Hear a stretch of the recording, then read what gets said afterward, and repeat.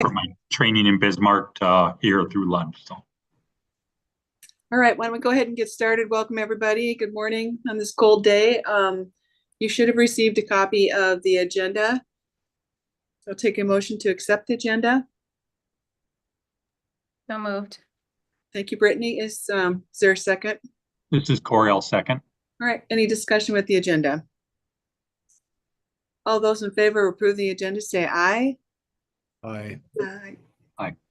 All right, those opposed, same sign. Motion carries. All right, moving on to our first item is just the consent agenda.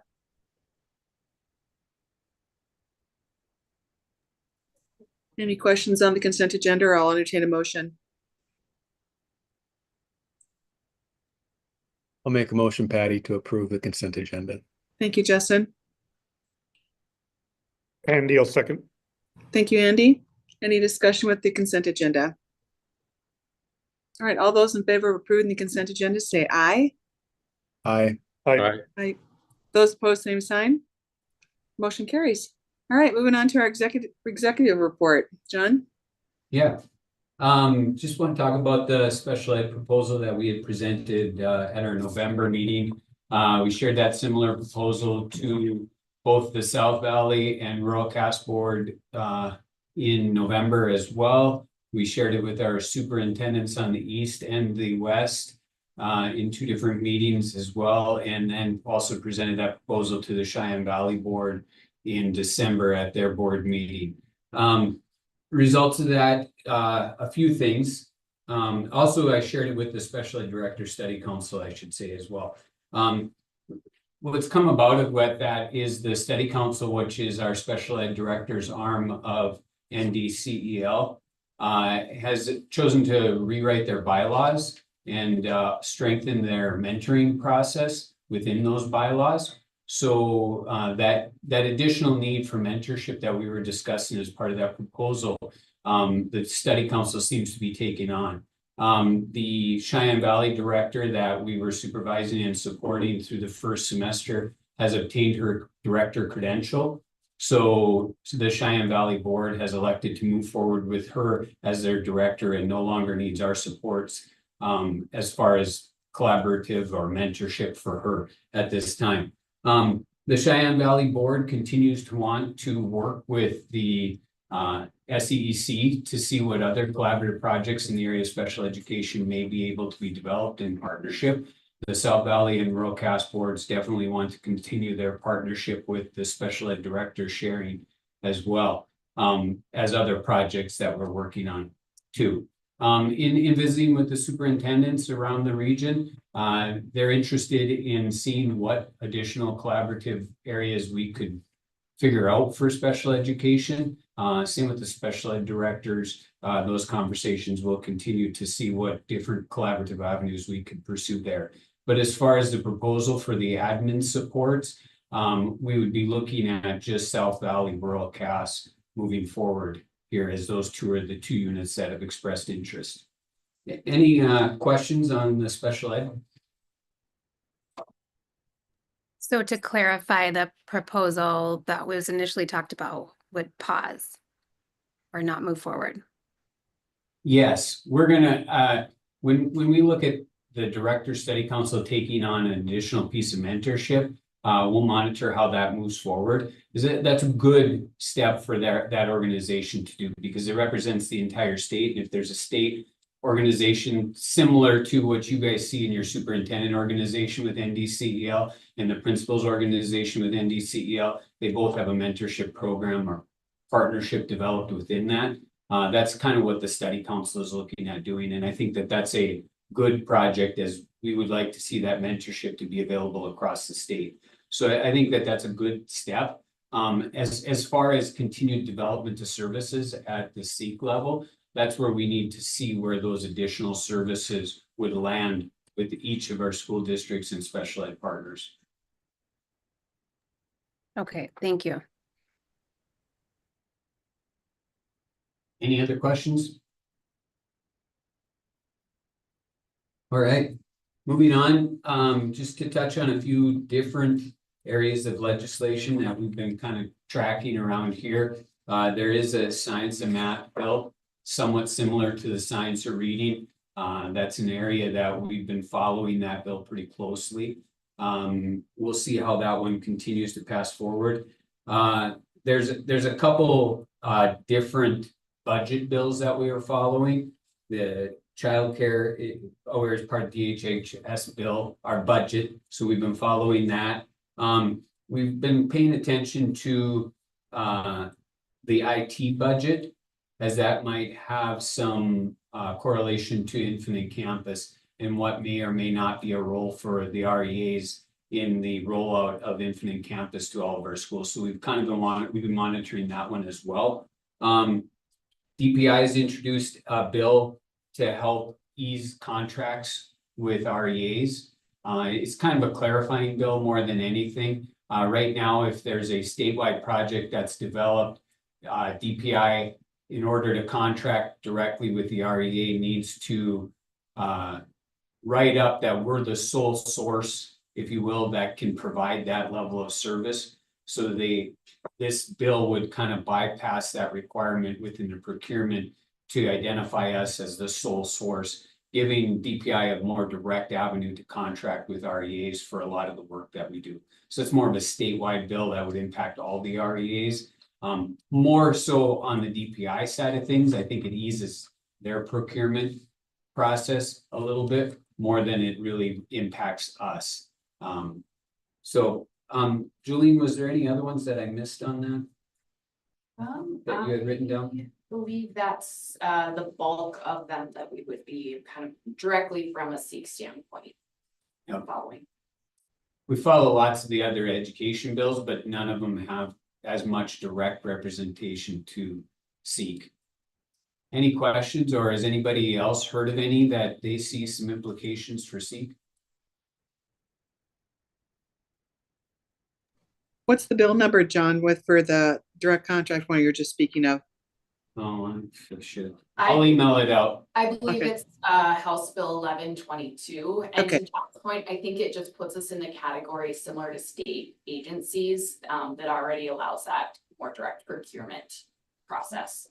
And I think the math bill passed or fully was Yes. recommended out of committee and is going to appropriations. I just talked to Ann Ellison and they know that there's going to have to be some changes to it. And they know that without an appropriation that it can't be supportive, but they're excited about the potential for it. So I would make an assumption something's coming out of the session with this bill.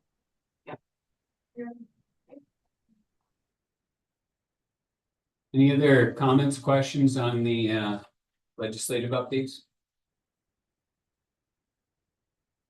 Moving into our operational plan update, you will see that that's linked on your agenda.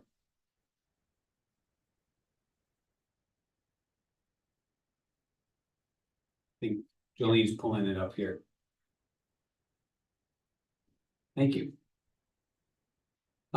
We've been talking a little bit about this here the last couple of weeks. Jolene and I and Brenna and the rest of the staff have also been on input on this. What we're looking at is the update of our operational plan, and you can see how we've calculated the percentage complete there on each of those projects, and then provided some of the milestones that are there as well. Some of the percentage completes are a little bit difficult in looking at. I'll target the Medicaid one. We represent that at 50%, although we've engaged all the districts in the MAC claiming, and those districts have chosen if they want to participate or not, but the MAC billing is up and running, which is the Medicaid administrative claiming. We also have increased the number of schools and units by I think 4 or 5 this year. So we continue to grow that consortium base. And then we also are moving forward. Some schools have already begun to build for the school site billing codes. So even though that's represented at 50%, that's kind of 50% for the year. That's where we're at in the year. We'll continue to work on that project. As I don't know that one's ever 100% complete, but we've made definite progress in each of those bulleted areas. So I just use that as an example for you to see that representation of the percentage complete. Doesn't mean we're only halfway done with the work. some of them represent we're only halfway done with the year, if that makes sense. Some of the other projects that we've just kind of brought about, and I'm kind of skipping around a little bit as some of them are self-explanatory. We developed a 5-second survey, which I've received pretty good response from the superintendents as I've gone around and visited. It is really a 5-second survey. It's basically one question. Are you good? Would you like someone to call you? Or do you have a concern? And then when they click, depending upon what they click, it sends an alert to Jolene and I, and then we can follow up with the appropriate district liaison or with the superintendent directly to seek out what their question is and understand. We had a really solid response to the first of that. We sent it out here in January. We'll do that probably 3 times a year. Or 4 times a year, 3 times through the remainder of this year. And our response ratio was really high on that. I think we had 27 responses from superintendents. 2 had solicited, please call with a question, and they had just a question about some things that were going on. Another area that I'd like to highlight is kind of the last one there, align SEEC services with member school district needs. One of the areas that we've been discussing is trying to collect the district goals. Not necessarily to completely align everything the REA does directly to those goals, but to be able to understand what many of our school districts are working on with those strategic goals. We'll be able to better see, like if 16 of our schools are working on reading or literacy, then we can identify that we have projects directly related to literacy in these areas supporting 16 of our schools.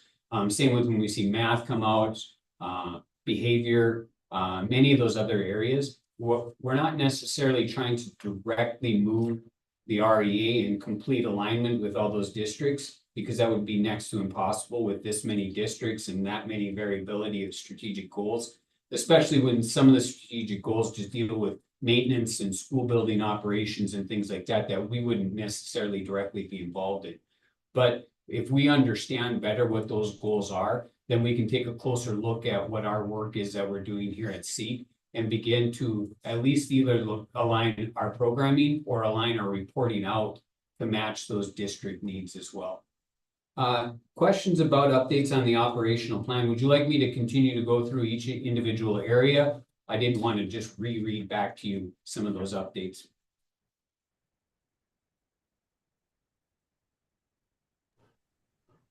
Did anyone have any questions? I didn't have any. I think we're Good. Okay. All right. We can move on then, Patty. all right. Then we're moving on to our annual work plan. You'll see that we have GP2, the governing board roles and responsibilities, the culture, and the executive directive authority. And those are just kind of general policies talking about how we operate. So I hope everyone had a chance. It's just revisiting those, make sure that we are still in line with what we have in there if we want to change anything. I think planning committee looked at that and they were all fine. The other one is the EDE6, the communication with the board. And there's some evidence to that if you want to pull that one up. Yeah.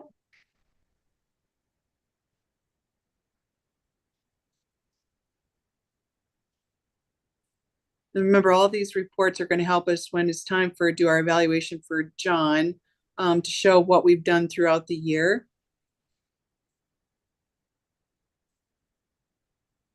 Does anyone have any questions with this one?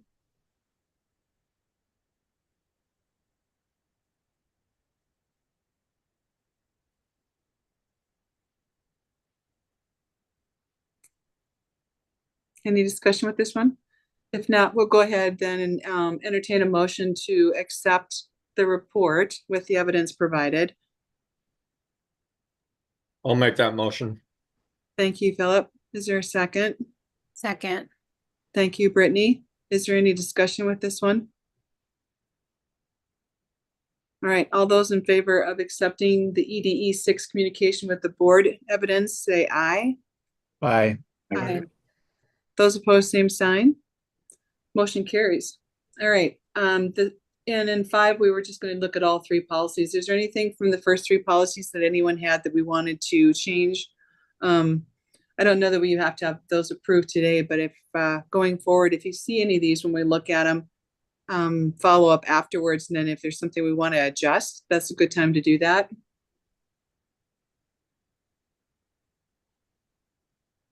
Did anyone have anything from those first three? I guess we could go ahead and accept the reports. We know that we looked at them. I would make a motion to accept. This is Corey. Thank you, Corey. Is there a second? I'll second. Thank you, Philip. Is there any discussion? All right, all those in favor of accepting the first three policies, say aye. Aye. Aye. Those opposed, same sign. Motion carries. All right, moving on then to our executive director evaluation. So do you want to go ahead and pull that up?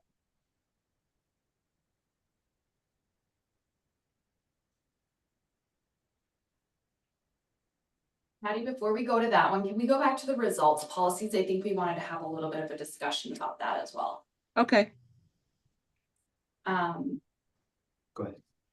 So as you know, last year we spent a lot of time kind of going through those other policies, the governing board policies, the board executive director, and then the executive director expectations. And we didn't get too deeply into our results policies, which are really measuring then the work of the organization overall in our efforts to meet our mission. And so we've been doing some work this year and talked with the planning committee a little bit in our last meeting to kind of look at what those indicators are to best measure the anchors on our strategic plan. And so I would say we're still kind of in an evolving process around that, but wanted to share a little bit about some of the indicators we were looking at, potentially more so based on things that we're measuring at this point to see, do these indicators make sense as a way to measure? And I think the step that we're then, the next step from there, which we're not at right now, is then what would our goals be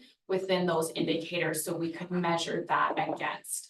As we kind of have this conversation over the past couple of weeks, we've looked at reporting out some data, but we don't have anything to maybe target it against right now. And so I think that's kind of an ongoing step. So without getting too deep into it, I think looking through our educator and educational system supports, we obviously track the number of professional development participants. We also, within certain offerings, survey them to understand what the impact is, the knowledge and skills they've learned, how applicable the professional development series was. So that's certainly an opportunity there that we can use. There may be other indicators within there too that we could look to measure instead. So that's one piece we're proposing. Another that kind of goes with that system support overall is educator continuing education credits. We do, our professional development specialists spend a lot of time on credit information and helping to support those educators in achieving their continuing education credits. So that would be another measurable piece. And then into some of our student programs, of course, we have actual student data for our reading, math, core programs that we can measure achievement and what that target growth looks like for closing the gap to help those students come closer to proficiency. So that would fall under our student programs, schools, and community services. I'll just pause with those first two to see if there's any thoughts or kind of feedback, if the board thinks that there would be other indicators you'd be interested in, or any thoughts you have on those first couple. So the goals that you had that are listed there, Jolene, can you remind me, are those when I think you'd said, we're just trying to figure out what our goals would be. Like when we say we did the strategic planning, are the goals set in stone and you want to make sure that the measures are accurate? Or what is Yes, that? so the goals are actually the goals within our strategic plan. So then the next step of determining how do we measure and report back to the board on our efforts to achieve those goals.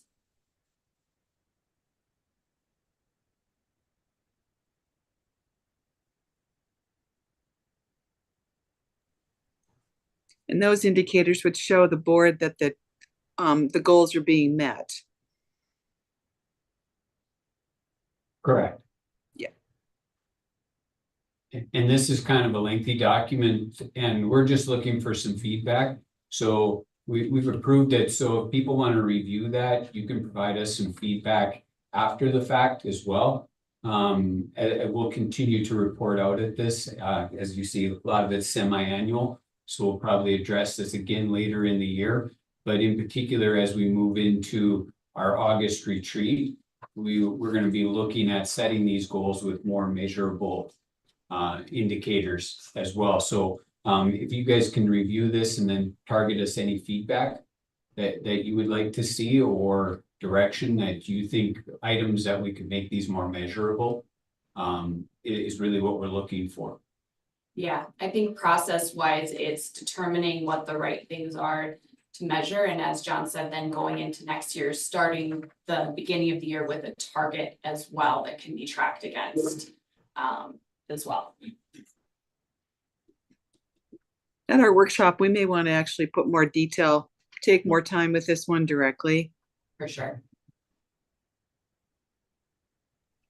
And I'm also wondering, just, I know semi-annual might make sense, but maybe there's some of the measures in there that we might want to report on at different times of the year, so it's not just all, all at the same time.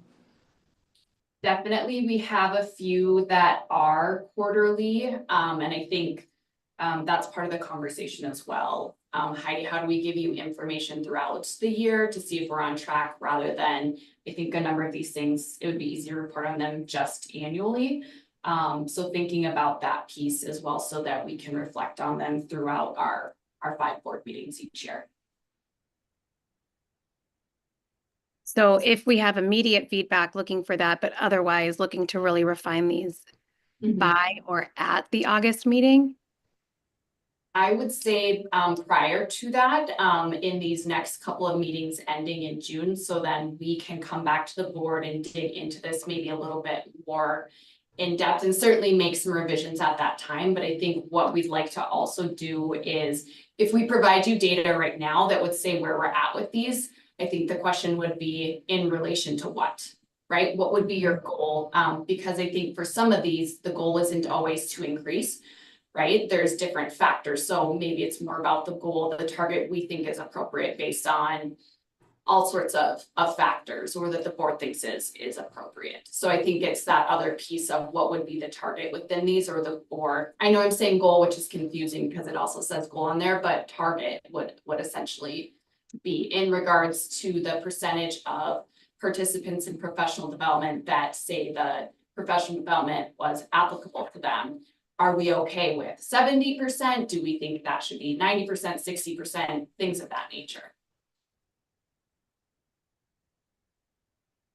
Okay, thank you.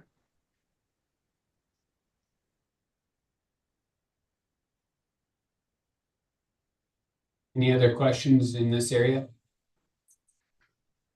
That one might be a good idea, Jolene, to send back out after our meeting, just as a reminder for everyone to take another look at it and ask to get some feedback directly.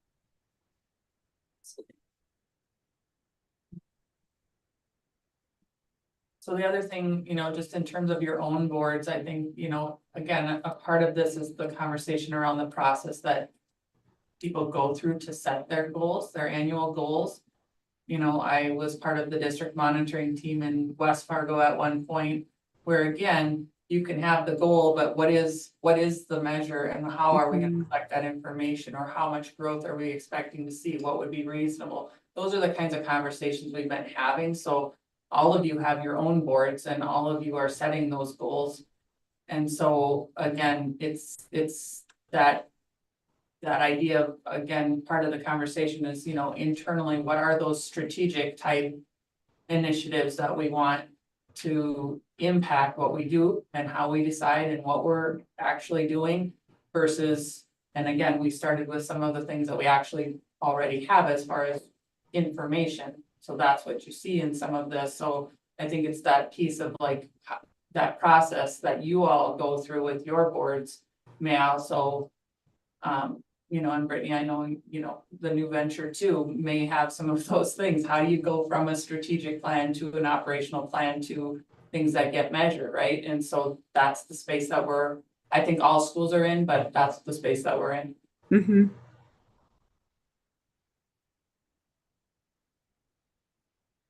I think we're good, Patty. We'll send that out again, just as a reminder for feedback. That'd be great. The last item we have on here is to look at executive director performance review, and how we want to do that and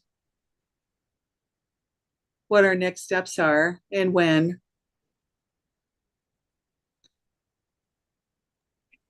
And like Jennifer said, the information we get from the goals, a lot of time will drive this conversation. We're a little new to that this year. So we do want, I think that it would be, we should find a process we want to use for this year.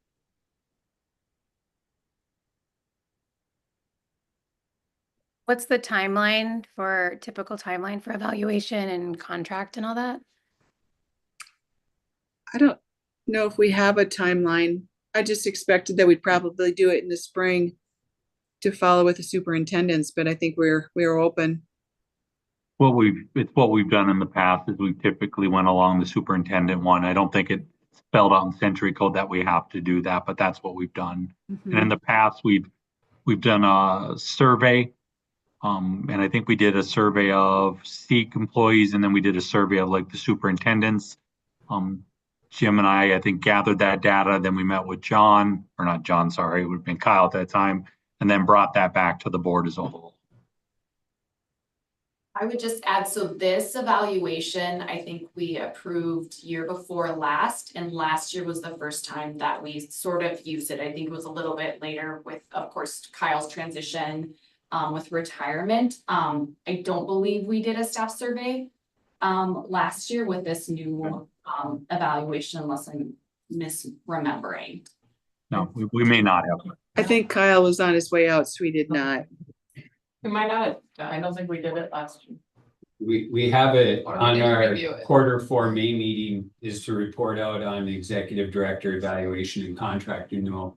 So it's scheduled for our May meeting for the final report. And that would align to our work with the special ed units as well.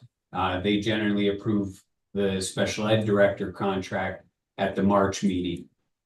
Which does, as Corey referenced, directly rely to kind of century code with superintendents. So the special ed unit will do my evaluation by March.